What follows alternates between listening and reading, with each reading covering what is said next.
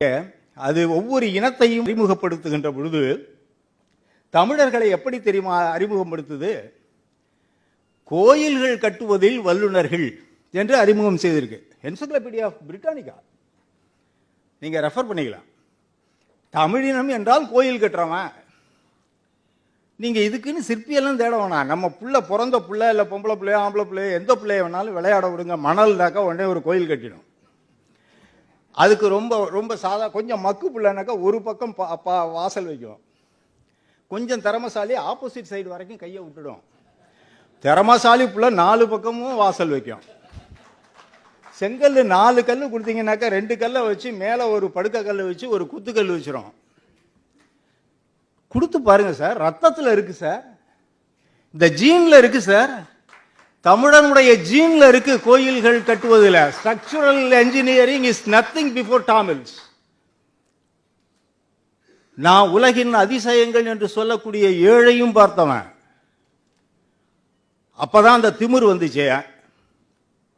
அந்த ஒரு அடமன்சியும் கூட என்கிட்ட வந்துருச்சு. அத்தாரிட்டின்னு சொல்ல மாட்டேன் நான். அந்த அரகன்ஸ் வரணும், இன்டலெக்சுவல் அரகன்ஸ் இருக்கணும்ல. நான் என்னுடைய சப்ஜெக்டை பொறுத்த வரைக்கும் நான் சபையை ஏறிட்டேன்னாக்கா I will be an arrogant fellow regarding my subjects.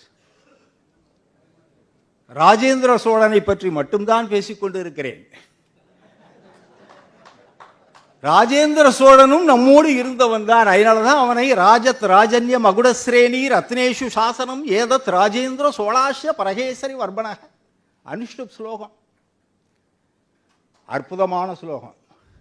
ஏதத் விஸ்வ நிருபஸ்ரேணி மௌலிம் ஆலோபலாலிதம் சாசனம் ராஜத் ராஜஸ்ய ராஜகேசரி வர்மனக என்ற தந்தையினுடைய அனுஷ்டுப்பை விஞ்சியவனாக ராஜேந்திர சோழன் வர்றான். ராஜத் ராஜன்ய மகுடஸ்ரேணி ரத்னேஷு சாசனம்.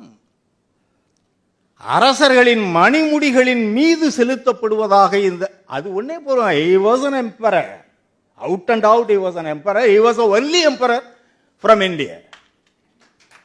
No other. இல்ல இன்னொரு இணை இல்ல. அசோகா தி கிரேட் என்று சொல்வார்கள், அக்பர் த கிரேட் என்று சொல்வார்கள். தீன் இலாகியை தவிர வேற என்ன இருக்கு? பௌத்த பரவலை தவிர வேற என்ன இருக்கு? ஆனால் கடல் கடந்தும் தன்னுடைய ஆற்றலை நண்பர் அவர்கள் குறிப்பிட்டது போல கடல் கடந்து போறதுன்னா எவ்வளவு பெரிய செயல் அது. அன்னைக்கு வெறும் கட்டுமரம், நடுக்கடல். அதில் அவர்கள் ஒன்று குறிப்பாக சொன்னார்கள், ரொம்ப ஆழ்ந்து படிச்சிருக்கிறாரு ரசிகர் என்று நம்முடைய இயக்குனர் அவர்கள் அவரை சொன்னார்கள். ராஜேந்திரனுடைய வன்னிக்காற்றுன்னு ஒன்று சொன்னார். ஐயா, கச்சத்தீவை பற்றி ஒரு குறிப்பை மட்டும் சொல்லிடுறேன், என்னால் நிறுத்த முடியல. ஏன்னா அதுவும் நம்மகிட்ட இருந்தது, ராஜேந்திர சோழனுடைய ஆட்சிக்கு உள்ளானது. கச்சம்னா வேற ஒன்றும் இல்லை. நீங்கள் இன்றைக்கும் பழைய மரபில் வந்த மீனவர்கள்ட்ட கேட்டிங்கன்னாக்கா கச்சை காத்துன்னு சொல்லுவாங்க, கொண்டல் காத்துன்னு சொல்லுவாங்க. என்னன்னா ஈசான்யத்திலேருந்து அடிக்காது. வன்னி காத்து தெற்கு நோக்கி அடிக்கும், தென்மேற்கு நோக்கி அந்த ப்ரெஷர் வந்துடும். அப்போ நீரோட்டம். இதை சொல்லி கொடுத்தது, இந்த நீரோட்டத்தை எப்படி தெரிஞ்சுக்கிட்டான் தமிழங்கிறத மட்டும் சொல்லிடுறேன் உங்களுக்கு. இது இன்றைக்கு இந்த 1000வது தொடக்க விழா, அதனால நான் சொல்லி ஆகணும் இந்த நுட்பத்தை. ஆமைகளில் தான், ஆமைகளை வைத்து அதனுடைய அந்த இயக்கத்தை பார்த்து நீரோட்டம் அது கற்றுக் கொடுத்துரும். ஆமை தான், அதில் எல்லா ஆமையும் இல்லை, ஒரு பச்சையாக லைட்டாக கலந்த ஒரு ஆமை, அது பேர் கச்சம்னு பேர்.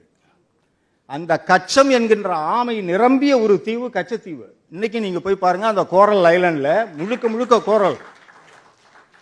அந்த கோரல் பகுதியில் அந்த ஆமைகள் அதிகம்.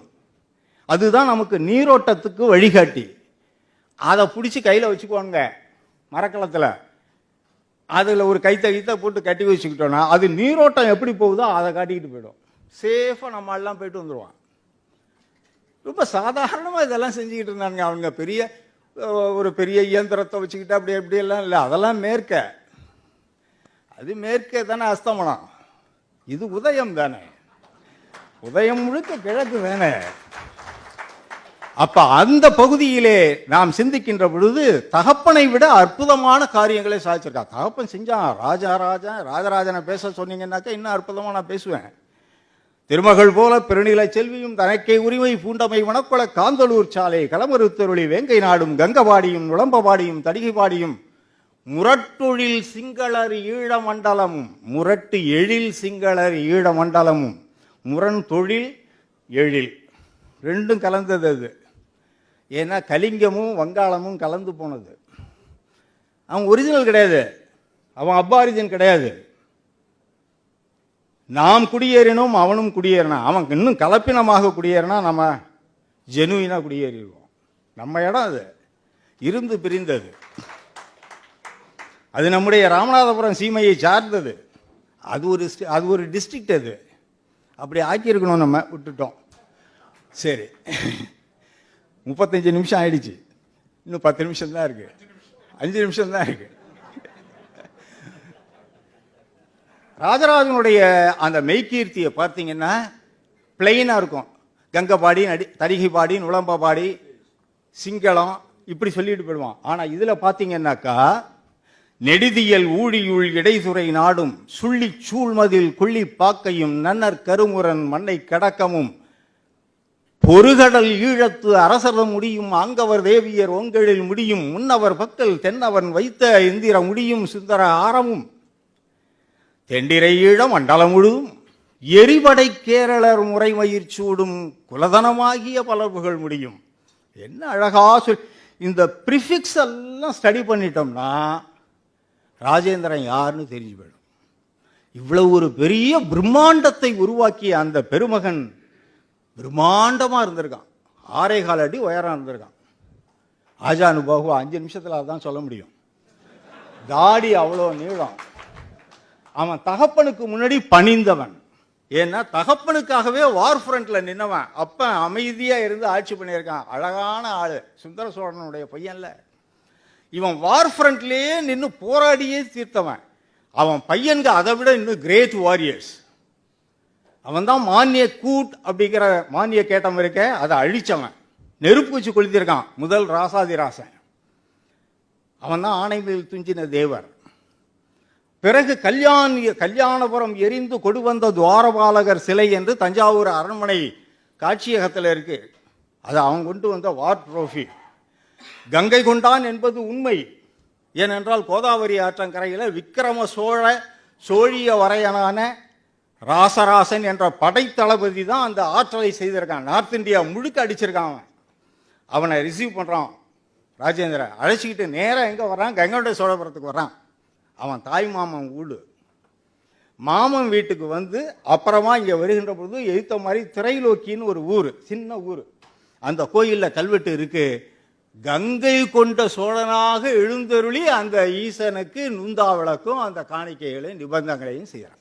கல்வெட்டு சார்ந்து இருக்கு. கடாரம் எரிந்து அதே போல செய்ததற்கு கல்வெட்டு சான்று இருக்கு, இலக்கிய சான்றுகள் இருக்கு. எல்லாவற்றிற்கும் நாம் சான்றுகளை வைத்திருக்கிறோம். ஆனால் உலகறிய எடுத்து உரைக்கக்கூடிய முறையான பயிற்சியும் அதற்கான செயன்மையும் நம்மிடம் இல்லை. அந்த அற்புதமான வாழ்க்கையை வாழ்ந்த பெருமகனின் வம்சாவளியிலே வந்திருக்கிறோம். நாம் அவர்களுடைய வாரிசுகள். அவர்கள் கட்டித்தந்த அந்த தஞ்சை பெரிய கோயில், கங்கை கொண்ட சோழபுரம் கோயில், அவர்களுடைய கொள்ளு பெயரன் கொடுத்த தாராசுரம் ஐராவதீஸ்வரர் கோயில், மூன்றும் உலக மரபு சின்னங்கள். அந்த உலக மரபு சின்னங்கள் ஆவதற்கு இந்திய பேரரசு எவ்வளவோ முயன்றது. ஒரு அணிலை போல இந்த தெய்வநாயகமும் அதற்கு பங்காற்றி இருக்கிறார். இறந்த பிறகும் காக்கின்றவன் எவனோ அவன்தான் மாமன்னன்.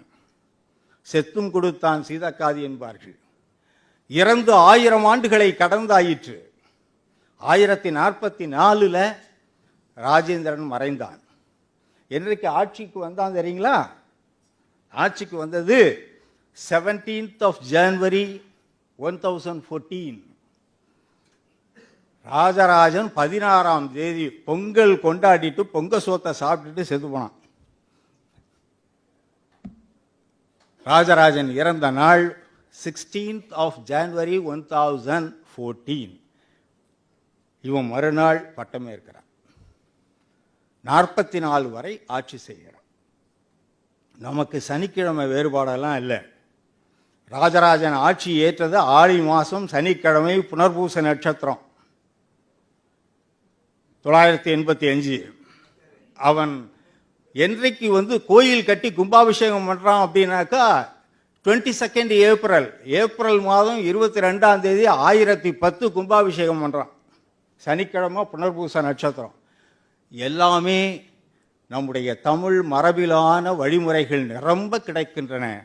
அவற்றையெல்லாம் ஒரு சேர இன்றைக்கு எவ்வளவோ ஆய்வுகள் விட்டன. மேலும் மேலும் மேலும் இன்னும் சோழாசையும், இன்னும் அது நீலகண்ட சாஸ்திரியினுடைய சோழாசையும், சதாசிவ பண்டாரத்தாரையும் இப்படியே வச்சுக்கிட்டு இருந்தோம்னாக்கா என்ன ஆகிறது? இந்த வரலாற்றை மீண்டும் எழுதுகின்ற பெரும் பொறுப்பை உங்களிடம் வேண்டி விரும்பி வாய்ப்பிற்கு நன்றி கூறி அமைகிறேன். நன்றி, வணக்கம்.